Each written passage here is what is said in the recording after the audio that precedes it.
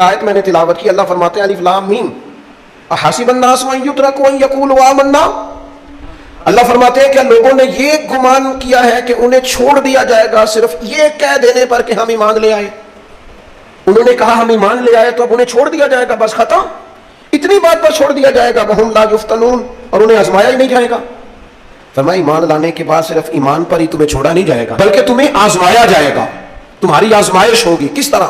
وَلَنَبْلُوَنَّكُمْ بِشَيْءٍ مِّنَ الْخَوْفِ وَالْجُوعِ وَنَقْصٍ مِّنَ الْأَمْوَالِ وَالْأَنفُسِ وَالثَّمَرَاتِ، تمہیں کسی نہ کسی ایک چیز سے ضرور آزمائیں گے، یا خوف سے آزمائیں گے، بھوک سے آزمائیں گے، جانوں اور مالوں کی کمی سے، پھلوں کی کمی سے آزمائیں گے، اور یہ پھلوں کی کمی سے مراد تمہیں آزمائیں گے، اور اگر تم پورے اترے تو وَبَشِّرِ الصَّابِرِينَ، رب فرماتا ہے محبوب پھر صبر کرنے والوں کو میری رحمت کی خوشخبری سنا دے، پھر انہیں خوشخبری دے دے میرے کرم کی۔ میرے عزیز زندگی میں آزمایا جائے گا۔ نبی اکرم نور مجسم شفیع معظم صلی اللہ علیہ وسلم کی بارگاہ میں حضرت خباب بن ارت رضی اللہ تعالیٰ عنہ حاضر ہوئے، حضور خانہ کعبہ کے ساتھ ٹیک لگائے بیٹھے تھے، تو حضرت خباب عرض کرنے لگے یا رسول اللہ اتنی تکلیفیں آ رہی ہیں، کافر اتنا ستا رہے ہیں، ہمیں پریشان کیا جا رہا ہے، ہم سخت آزمائش میں، حضور آپ اللہ کی بارگاہ میں دعا کیوں نہیں کرتے ہمارے لیے؟ نبی پاک علیہ السلام فرمانے لگے تم سے پہلے لوگوں کا حال پتہ کیا تھا؟ یہ صحیح حدیث بخاری میں موجود ہے۔ فرمایا تم سے پہلے لوگوں کا حال یہ تھا کہ انہیں گھڑے کے اندر رکھ کے، ان کے جسم کو مٹی سے دبا کے، پھر ان کے سروں پر آریاں رکھ کے چیر دیا جاتا تھا، لیکن پھر بھی وہ اپنے دین سے ہٹا نہیں کرتے۔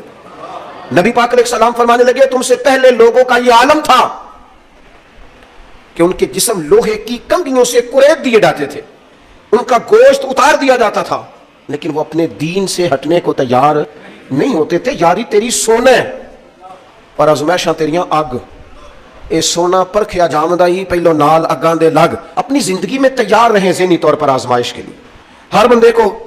بلکہ ہمارے ہاں تو لوگ کہتے ہیں مرید ہو رہا ہوں تاکہ میری طرف تکلیف کوئی نہ آئے، تو میں کیا کرتا ہوں پہلے پیر سے پوچھ لو اسے کبھی آئی ہے کہ نہیں، اگر اسے آئی ہے تو پھر اس کا مطلب ہے تمہیں بھی آ سکتی ہے۔ لوگ نماز اس لیے شروع کرتے ہیں، کہتے ہیں میں 5 نمازیں بھی پڑھتا ہوں، میں صدقات بھی کرتا ہوں، کام میرا پھر نہیں چلتا، تو میں کہتا ہوں تمہیں پتہ ہی نہیں، نمازی کے لیے تو آزمائش ہے، جتنا جتنا ایمان کامل اتنی آزمائش بھی زیادہ۔ اور یہ میں اپنے پاس سے نہیں کہہ رہا، حضرت ابو سعید خدری رضی اللہ تعالیٰ عنہ فرماتے ہیں میں نبی پاک علیہ الصلوۃ والسلام کی خدمت میں حاضر ہوا، اور حضور کے دستے مبارک کو چومنے کے لیے میں نے اپنے ہاتھ جب آگے کیے تو تپش تھی، تیز بخار تھا نبی پاک کو۔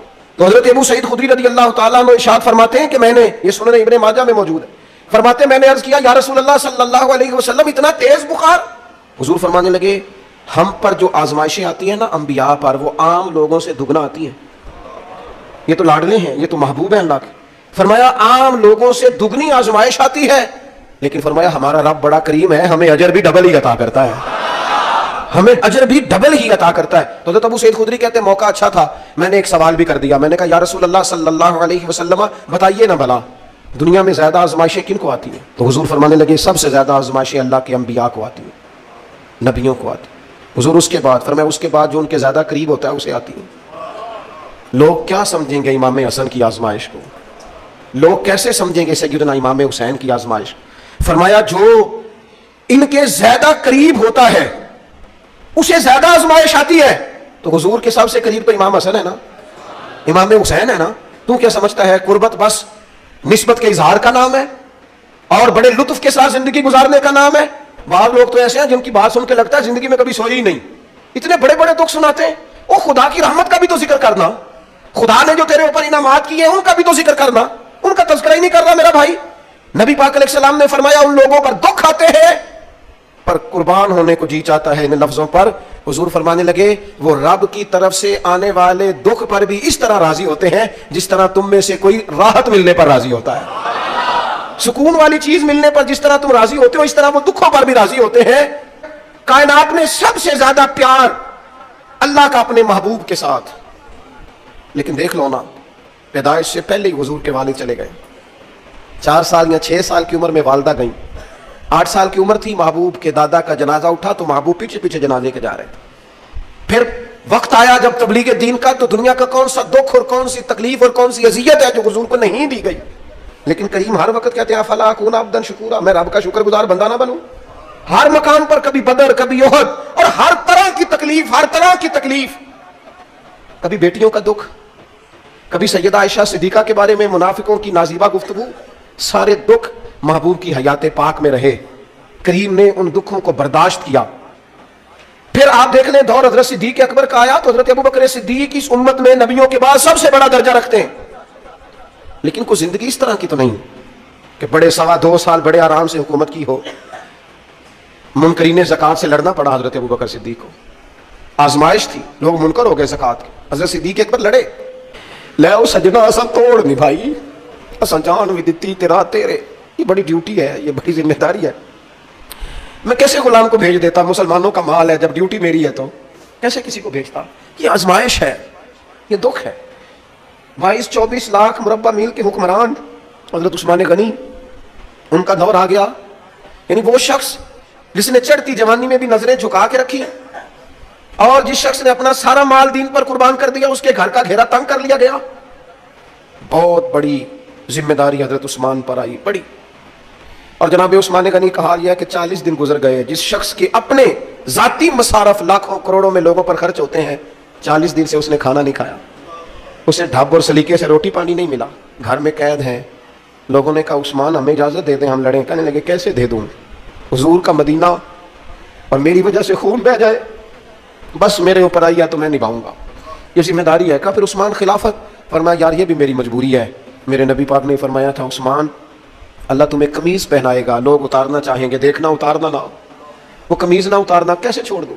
حضرت عثمان بھی شہید ہو گئے، جناب عمر بھی شہید ہو گئے، حضرت علی المرتضیٰ شیر خدا وہ کیا 9-10 سال کی عمر سے حضور کے ساتھ چلے، ہر غزوے میں، ہر میدان میں، ہر جہاد میں، ہر جگہ آگے آگے۔ ان لوگوں نے دین سے نفع نہیں لیے۔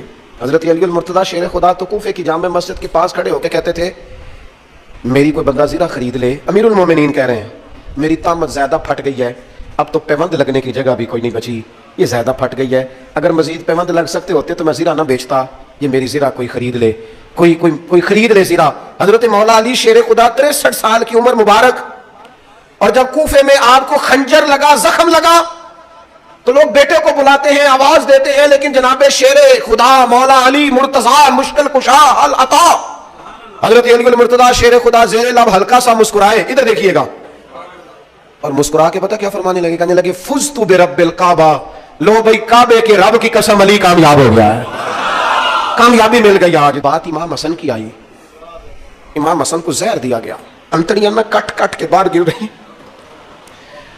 اس شہزادے کی جس نے حضور کی گود میں عمر گزاری، محبوب کے کندھوں پہ رہنے والے حسن ابن علی، جناب امام حسین حاضر بارگاہ ہوئے تو ہاتھ پکڑ کے بھائی کا چوم کے رو پڑے، بھائی پیارے بھی تو بڑے ہوتے ہیں نا۔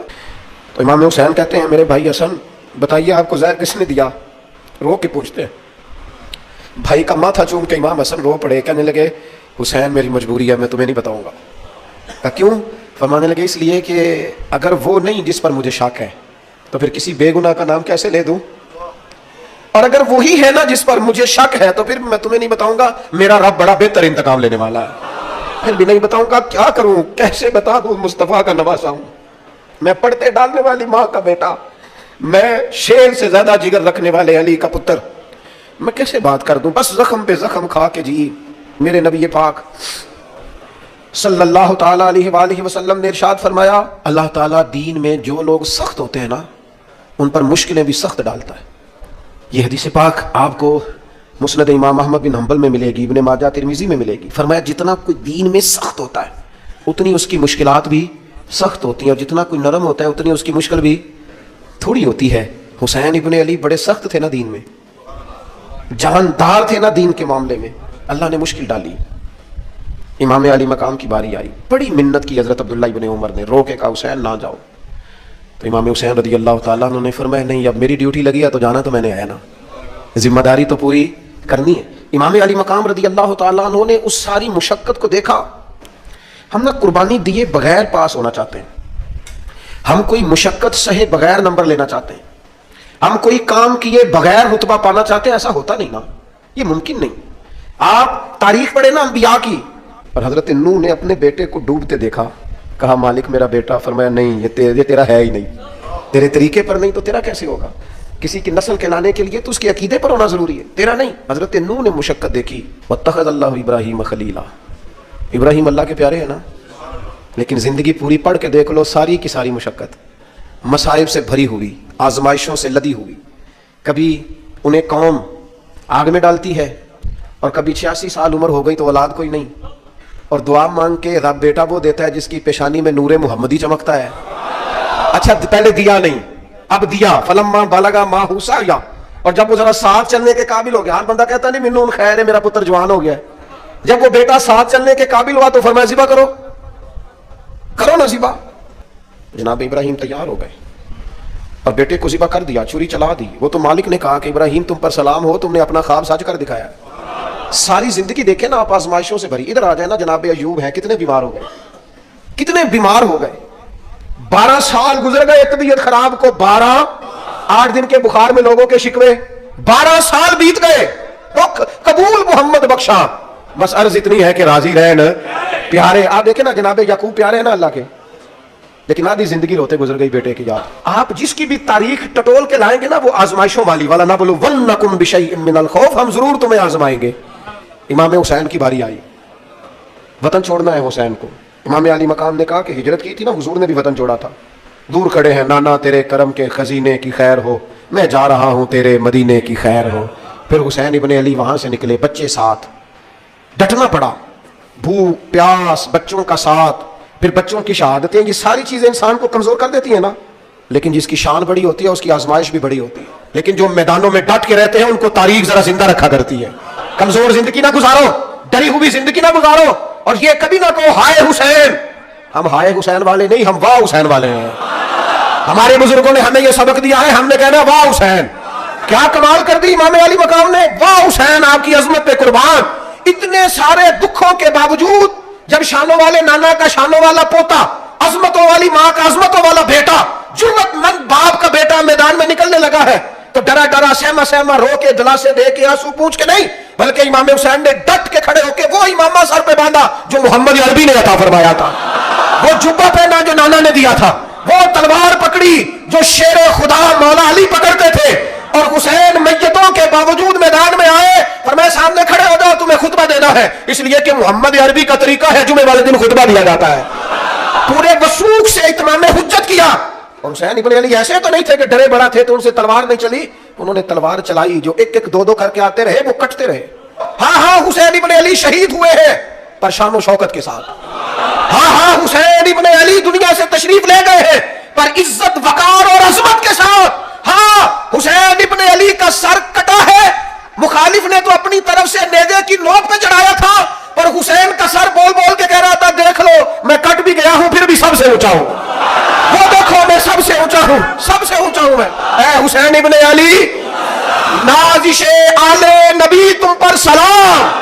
ऐ हुसैन इब्ने अली तुम पर सलाम, नाज़िशे आले नबी तुम पर सलाम। हुसैन इब्ने अली की शान रिफत कोई क्या जाने, ये हसन जाने।